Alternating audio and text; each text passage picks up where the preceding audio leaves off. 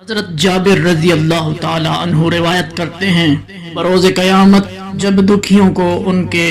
دکھ کا اجر دیا جائے گا تو سکھی لوگ اس بات کی خواہش کریں گے کہ کاش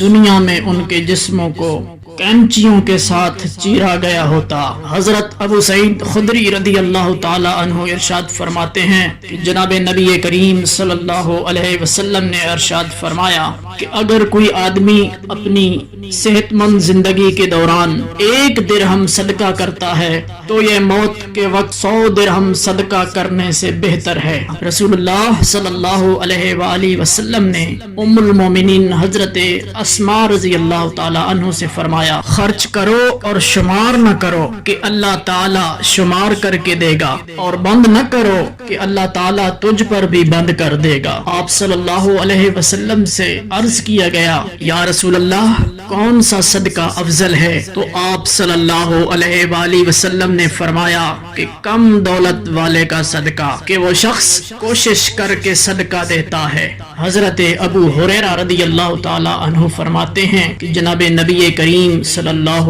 علیہ وآلہ وسلم نے ارشاد فرمایا، جب تم میں سے کوئی شخص اس کی طرف دیکھتا ہو جس کو اس پر مال اور شکل و صورت میں فضیلت حاصل ہو تو اس کو چاہیے کہ وہ اپنے سے کم درجے والے کی طرف دیکھے جس پر اس کو فضیلت حاصل ہو۔ نبی کریم رؤوف الرحیم صلی اللہ علیہ وسلم نے ارشاد فرمایا، اذان اور اقامت کے درمیان دعائیں رد نہیں ہوتی، لہذا دعا مانگا کرو۔ رسول اللہ صلی اللہ علیہ وآلہ وسلم نے ارشاد فرمایا کہ ہر گناہ میں اللہ تعالی جب چاہے